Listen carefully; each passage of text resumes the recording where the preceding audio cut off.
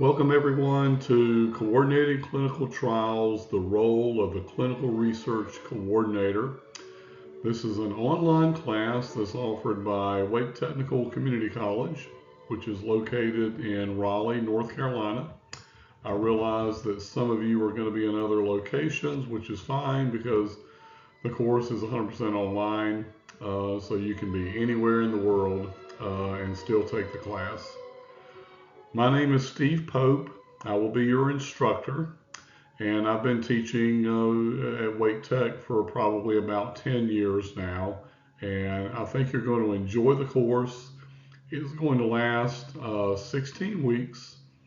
Everything will be online. We're going to be using the Blackboard learning environment, which some of you are probably already familiar with. I think you'll find it to be easy to use for those of you that are not, that haven't used it before. I think you're going to be pretty pleased with it. It'll be simple to use. So just a couple of housekeeping items related to the Blackboard environment. Probably Google Chrome works best, but you can use Microsoft or other browsers as well. What I'll do is I will roll out the assignments each week. So they'll come out on Thursday, and then you'll have a lecture, a video lecture just like this one from me. And then you'll also have a reading assignment, and you'll have some sort of practical exercise to do during the week. And then, so you'll have, several days, and then the weekend, and then the following week to review the lecture and do whatever reading assignment there is and complete whatever your online assignment is. I like to have those posted by Friday so that I have a chance to review them. And then what I'll do is I'll wrap everything up usually on on Sunday, and I'll post that wrap up, excuse me, in the announcements section on Blackboard, so you'll see it either Sunday evening or Monday morning whenever you get online the next time for the following week. Everybody should have an account set up in Blackboard. If you have any difficulty in getting into your account, this is the help desk number, and you can contact them and they'll help you get through there. But normally most everyone gets online pretty easily. But every once in a while, we might have a few mishaps. So this is the help desk number in case you need it. This is a screenshot of what the Blackboard environment looks like. You've basically got a panel out to the left that has some tools associated with it that mostly I use, but you may use them from time to time. But all of the course content is going to be in that larger panel, and you're going to see it revealed every week. So there's going to be a folder for each week that'll contain all the information, all the data that we're going to go over for that week's assignment, that week's learning. Also, as the exams come up, you'll have 3 exams. So they'll come up. The first one will be following the conclusion of our 5th week. And so you'll see that. You can just click on it. It's going to take you right to the exam. You just answer the questions. The exams are open book, multiple choice, true false type questions, and they come directly from the learning objectives in each weekly module. So you won't have any difficulty with that. You've got 3 attempts to score 80 points, and I can tell you that no one has ever needed 3 attempts. So don't sweat it. You can use your books. You can use whatever information I've given you. Everything's open book. So basically, as far as expectations go, my expectations is that you log on each week and work through the assignments and complete the exams during the exam window, which is about 8 days or so from the time it opens until it closes. The history of this course, there seemed to be a lot of demand out there for trained clinical research coordinators, and so I developed this course to help meet some of that demand. Your course syllabus and outline is located online, so pull that up. You might want to download that and just kind of keep it on your computer someplace. But it'll discuss what's going to go on each week during our class.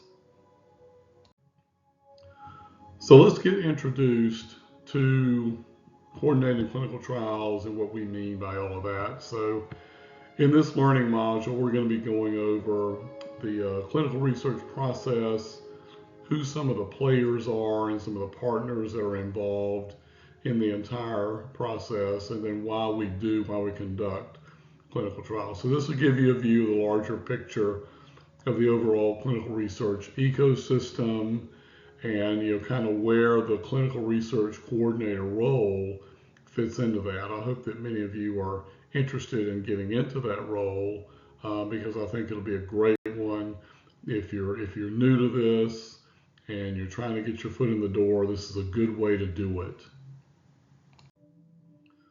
So let's take a look at our learning objectives. The first one is to examine the clinical research process and ecosystem. Following that, we're going to discuss and understand what a clinical trial is and help clarify that for some of you.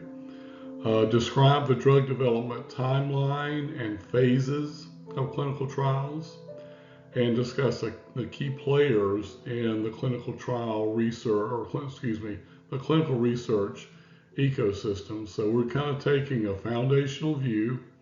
Let's just start at the beginning.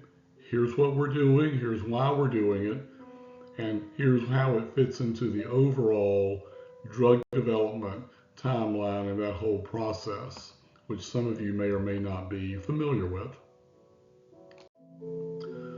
So why do we conduct clinical trials?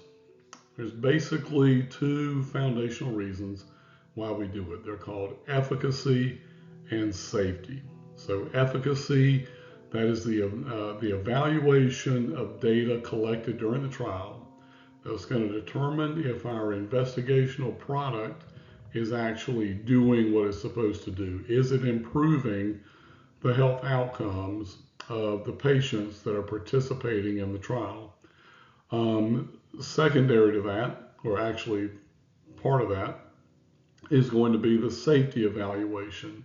So in each trial, we're going to compile and evaluate adverse events that the trial participants experience while they're taking our drug, and we're going to determine from that data if it's going to be safe for our product to be used in larger populations.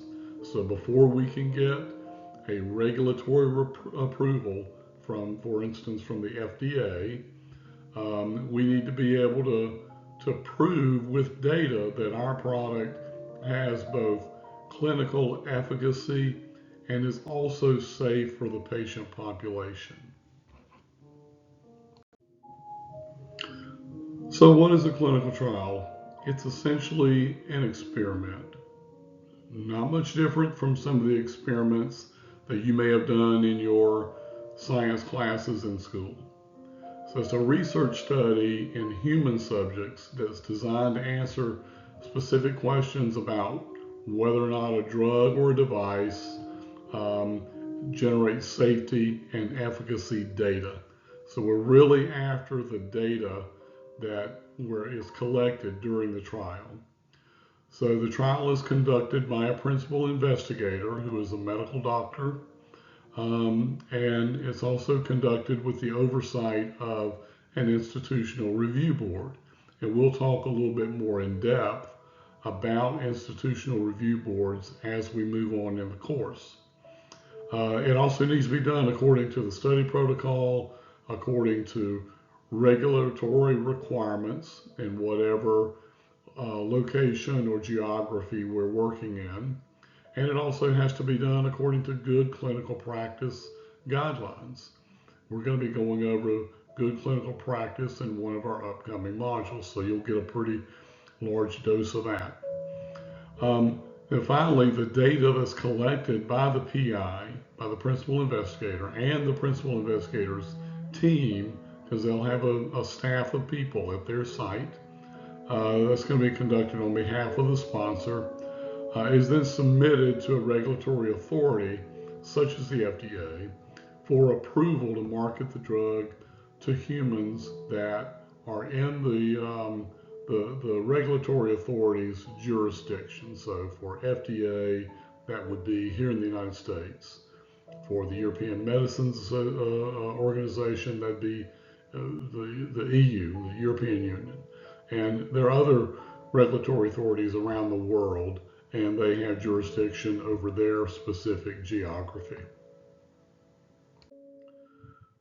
So this graphic shows you, in a sort of simplified way, what is typical of the drug development timeline. So if you see across the top, you see 0 through 12, those are years.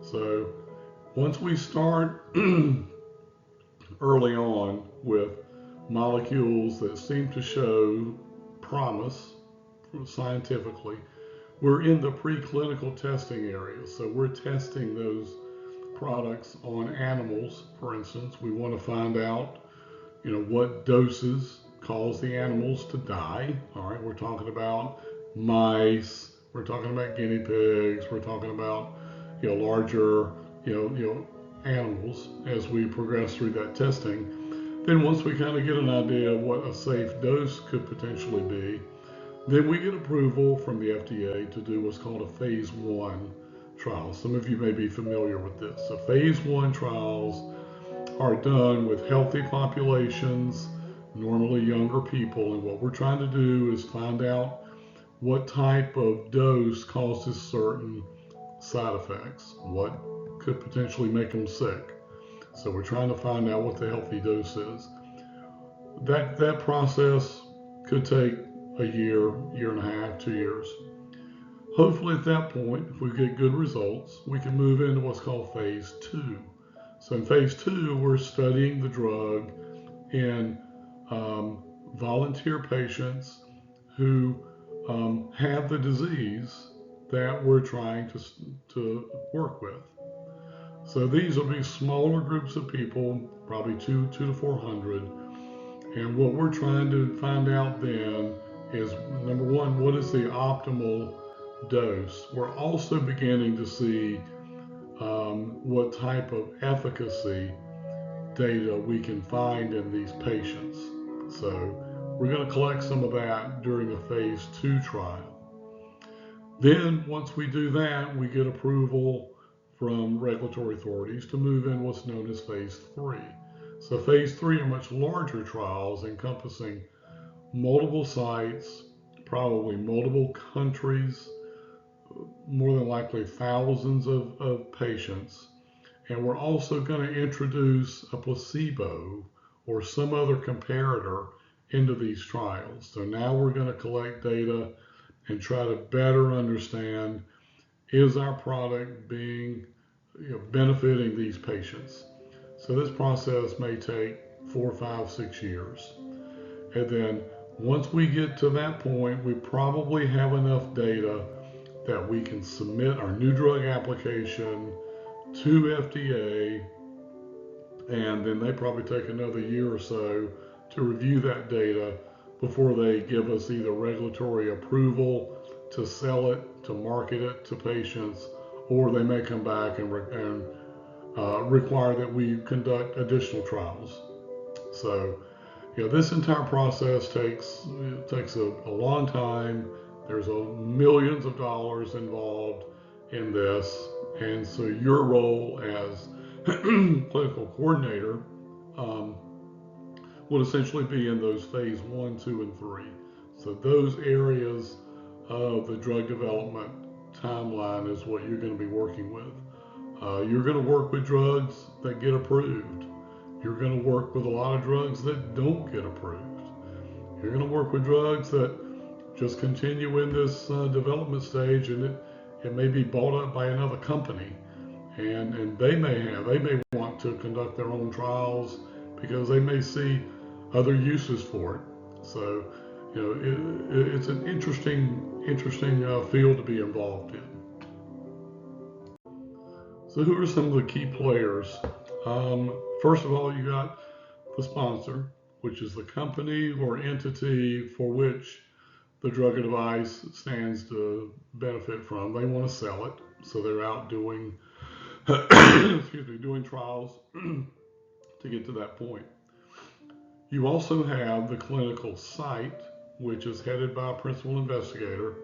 The site enrolls patients in the trial, and they conduct the trial according to the trial protocol. So that's what you're going to be involved in as the clinical research coordinator. You're going to be involved at the site level, working specifically with the principal investigator to recruit subjects, get them screened, get them evaluated, and then get them enrolled in your trial, and hopefully through your trial, get them completed. And now you've got data that can be used by that sponsor for their regulatory approval. You've also got institutional review boards, or IRBs. Sometimes these are known as efficacy committees in other countries. And they're responsible for the overall safety of human subjects. So they oversee what the PI is doing according to the protocol. They also have to review the protocol, informed consent documents, any study materials that are handed to a subject, they have to review and they have to approve the use of those. We'll learn more about this as we go along. They come basically in two varieties. You've got local IRBs and central IRBs.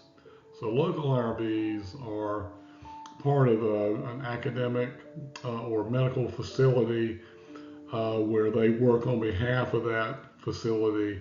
You've also got central IRBs, which are for-profit companies that oversee research and they charge sponsors or sometimes investigators in order to oversee that. So they operate a little bit differently. Their overall function is very similar, but we'll get into some of the nuances of those as we move along. You have your regulatory authority. That's going to be the government agency that regulates the approval, sale, and distribution of pharmaceutical products. So these could be FDA, it could be National Institutes of Health. There could also be state and local agencies involved in the regulatory process. You've got patients. Those are the human subjects that volunteer for the trials. You've got contract research organizations. These are companies that work on behalf of the sponsor, and they administer the trial, and they work a lot with sites to get these trials completed. And these are companies like IQVIA, PPD, Parexel, Icon. I happen to work with Icon and have been with Icon for about 13 years now. So you're going to become very familiar with these. Some of you are already familiar with some of these companies. Some of these companies are huge. You know, Icon, for instance, has 50,000 employees around the world, and it's one of the larger CROs. So you're going to get very familiar with those and their staffs. So this graphic shows you some of the logos of some of the people, some of the organizations in our clinical research ecosystem. You've got IQVIA there, PPD, large CROs. You've also got the FDA regulatory authority. You've got a lot of sites. MD Anderson is one of the larger sites here in the U.S. Mayo Clinic, also a very large site. You also have other vendors that or companies that you may or may not be aware of. For instance, Medidata. Medidata produces a clinical database that is one of the larger ones that we use, one of the most common ones that we use. So if you get involved in the clinical research coordinator role, you're going to be using probably one of their products to enter data on behalf of the sponsor. I've also got a few sponsors on here, companies like Pfizer, Merck, a few others. CenterWatch is an organization you probably have heard of. Your textbook is published by CenterWatch, and there's a lot of information and educational classes and things like that. Some of it you have to pay for, but they have quite a few stuff on their website if you'll look at it that's free. And it's probably a good idea to get on their mailing list and get some of their updates as they come out with interesting news about our industry that comes out from time to time. So these are some of the organizations that are in what I like to refer to as the clinical research ecosystem. This slide spells out some of the sponsors that some of you may be familiar with.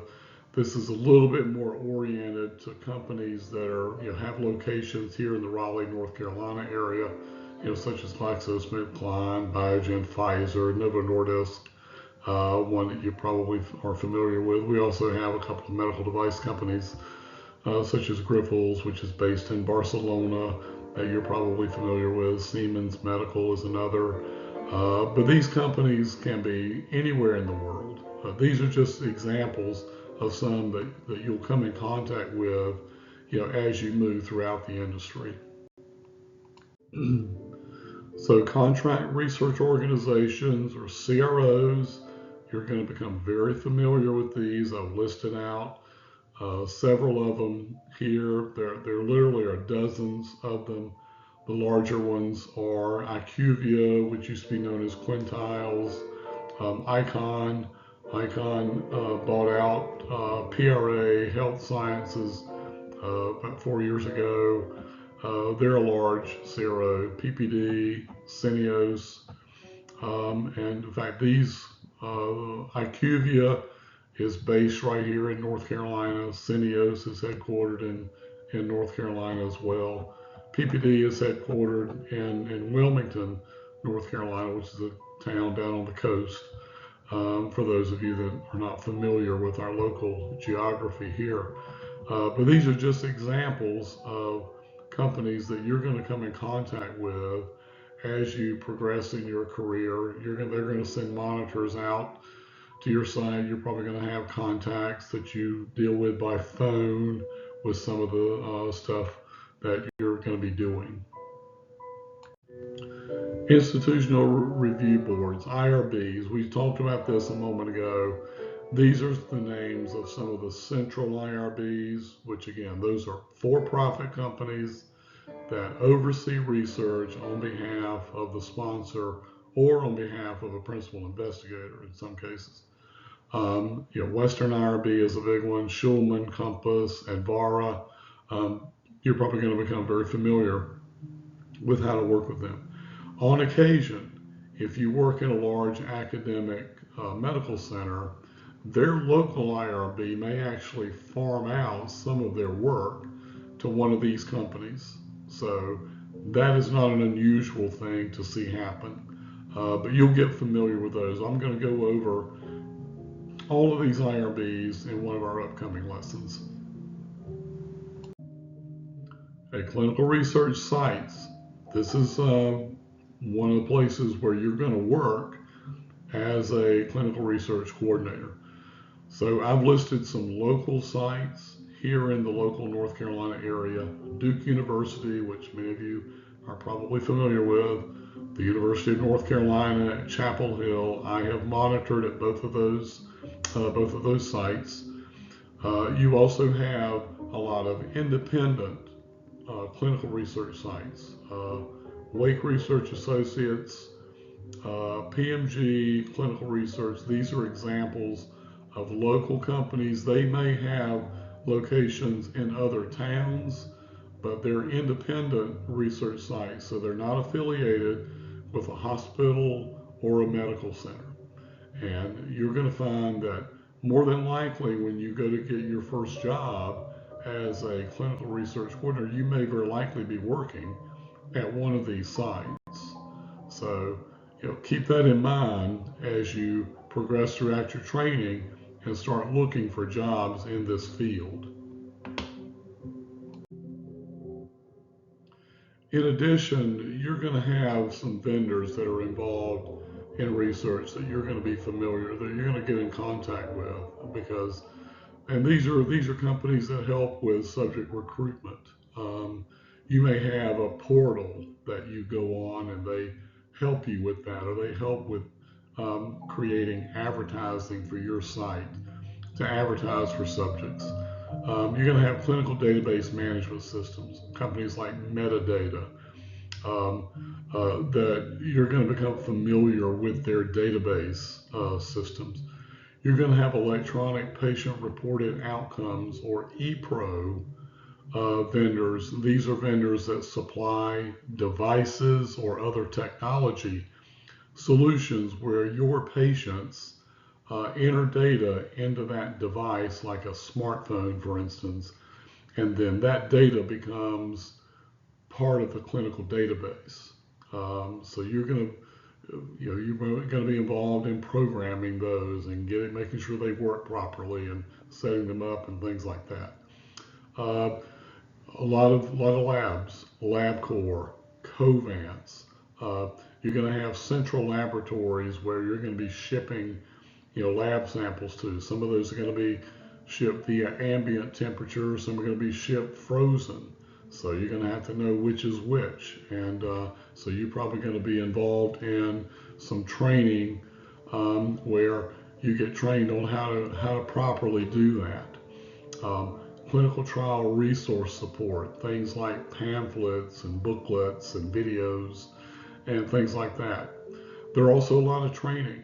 There's training companies like Barnett, for instance, that train people on how to conduct clinical trials. And then there's industry resources such as CenterWatch, Tufts University. They're kind of associated with each other. And so there are a lot of industry resources that you're going to come in contact with as you move throughout your career. Colleges and universities, you're taking the first step by taking this class at Wake Technical Community College. But there are also BS degree programs, bachelor's programs, master's programs. I've listed just a few that are here in our local area, here in North Carolina, such as Campbell University, Durham Technical Community College, Wake Tech. The University of North Carolina at Wilmington has a bachelor's and a master's program.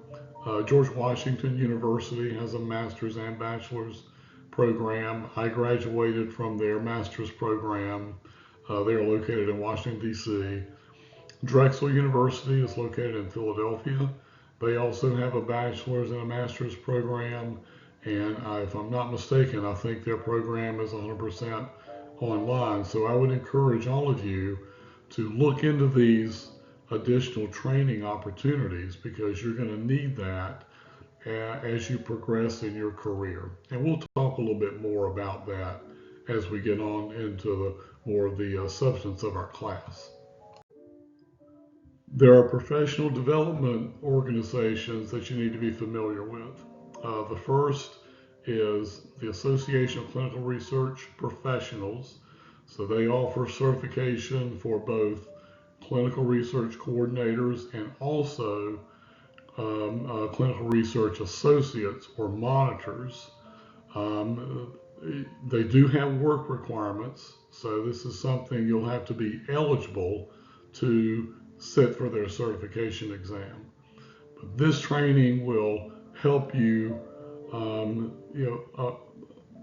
help you get some of the education that you need in order to meet those requirements. Also, the Society of Clinical Research Associates is another international program. They have a Certified Clinical Research Professional certification. Once again, they also have minimum work and experience and educational requirements. So you have to go directly to their website, because these may change from time to time. So you can find out better.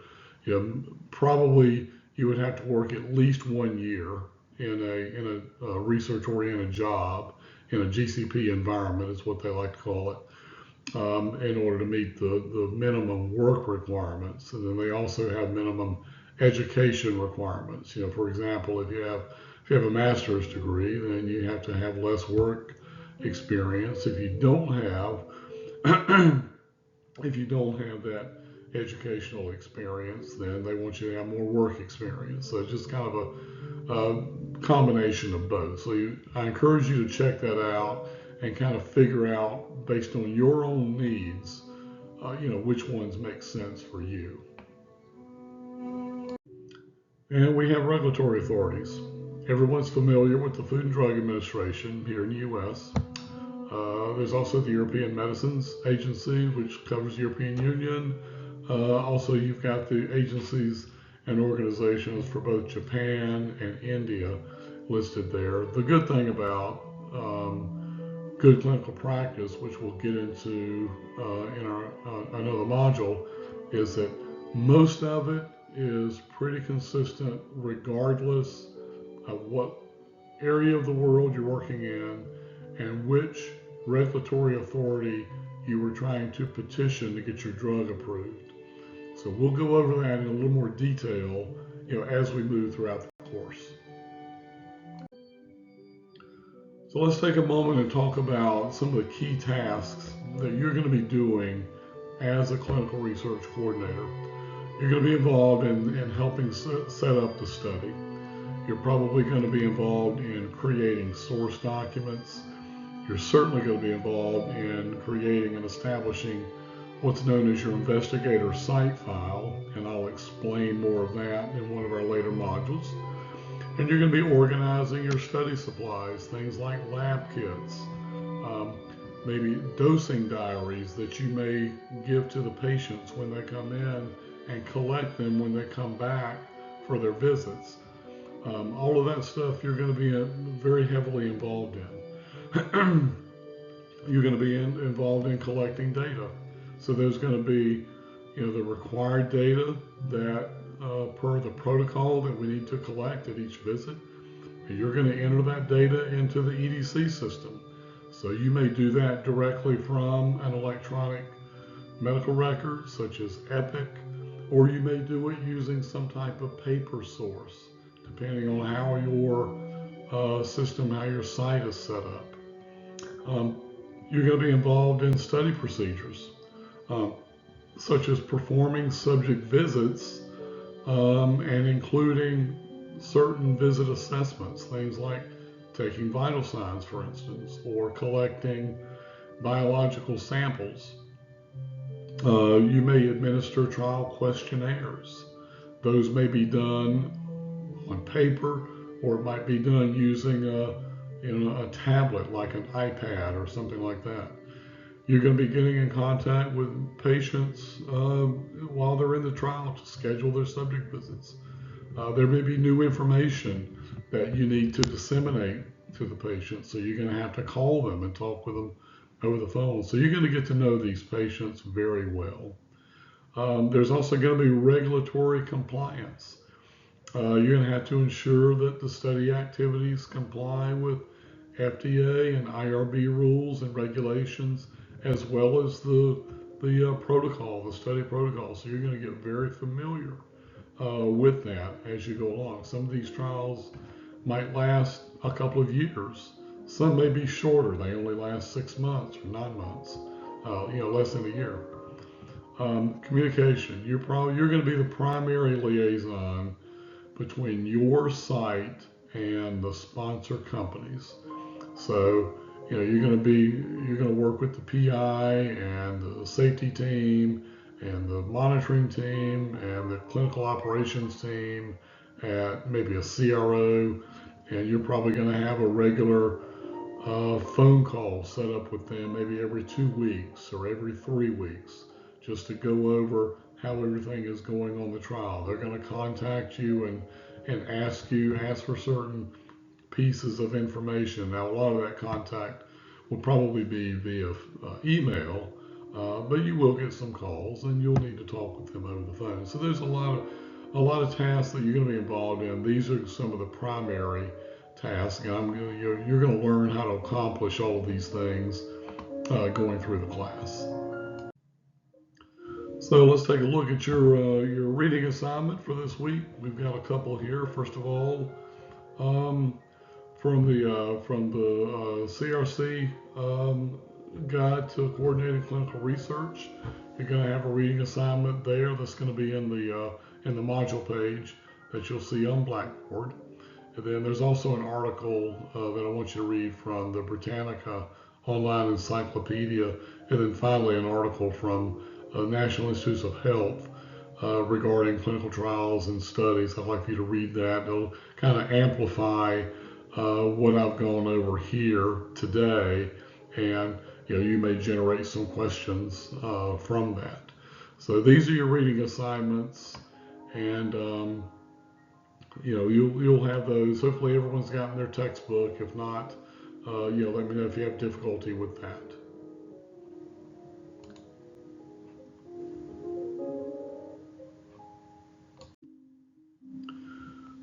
So for your online assignments for this week, the first one I want you to do is very simple. I want you to introduce yourself to the class, and I'd like for you to answer the following or address the following items.